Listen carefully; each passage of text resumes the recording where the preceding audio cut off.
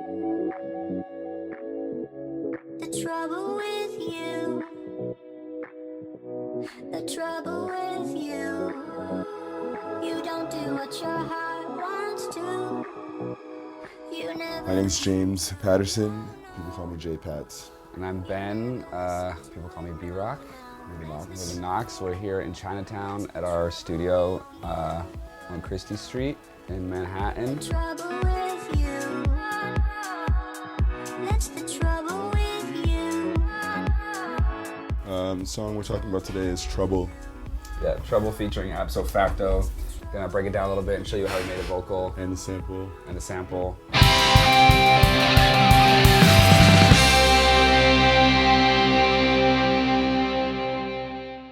It's funny, it started off as I don't think we knew where it was gonna go, and at first we were just like kind of wanted to make, just like write a slow song, and then when we like resampled it and turned it into this like more of a dance thing. I think I sat down with the keys with just like a chord change in mind, and then we just like built it from there, and like he built drums around it, and then we resampled it down and chopped it up and got absolutely right over it. This was all on Ableton, everything production-wise, but then there's a lot of real instruments and stuff involved as well. For Pro Tools, you'd like run out of tracks. That was the issue. And like back in the day, we like didn't know what the hell we were doing, so we just think you needed to add 100 tracks to everything to make it sound good. So we'd run out of tracks and like the computer would get slow, but then Ableton came and it was like, whoa, you can like go forever. And it kind of changed the game.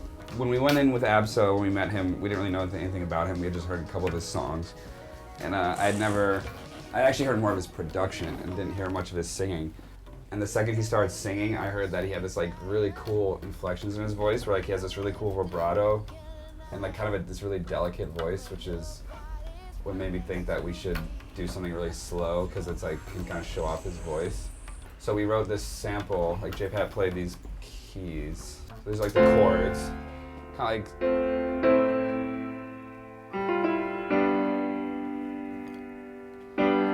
And then tried to make it sound a little old, added some organ.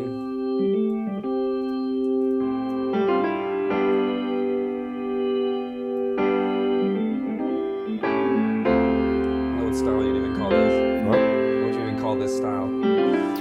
I don't know, I grew up playing organ in church, so. Yeah, it's like kind of gospel-y thing. We were like going, I think we were going for sort of like a soulful gospel ballad kind of thing. And then the second he started singing over it, it just sounded so cool. Because his voice is so delicate, like I said, it's like. You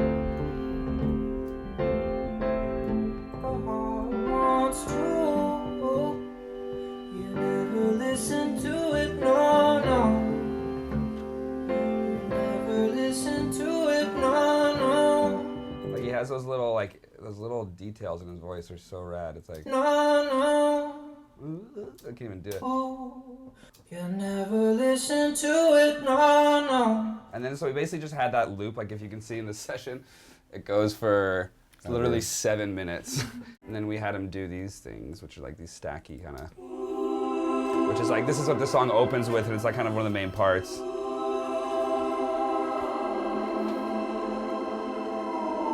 It's like super haunting kind of.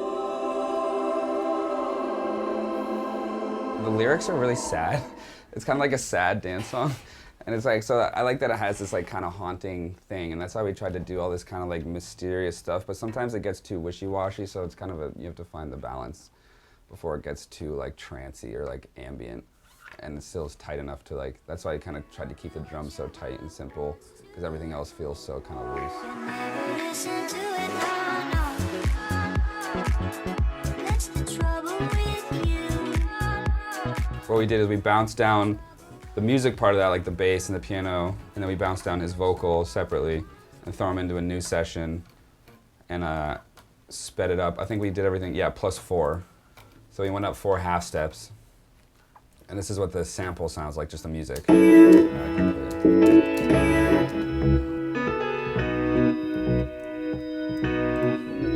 of has that like Daft Punky kind of.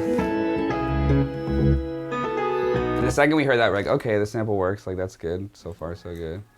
And then we sped up his vocal. The trouble with you, And it just has the coolest sound. the trouble with you. Like a lot of people, when you speed them up like that, it won't sound that good. Something about his voice just sounds so good sped up. It's like, sometimes it just sounds like a chipmunk, you know? Don't do what your heart wants to.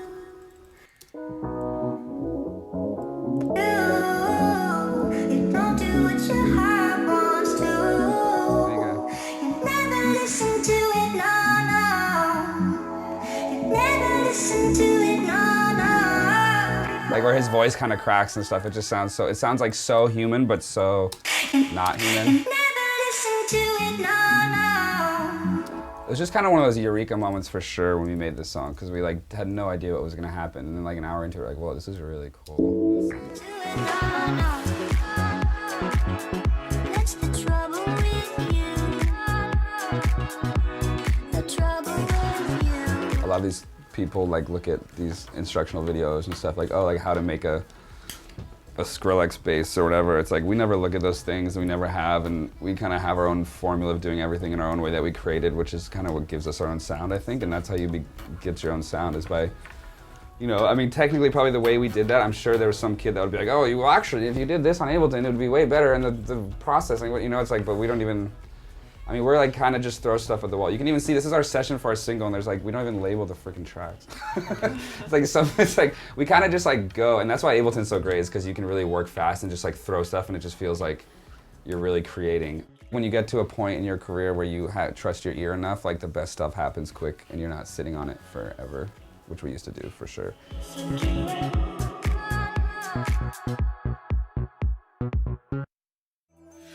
Cause something about you is so familiar. Just had to tell ya. Easy to recognize. Even when I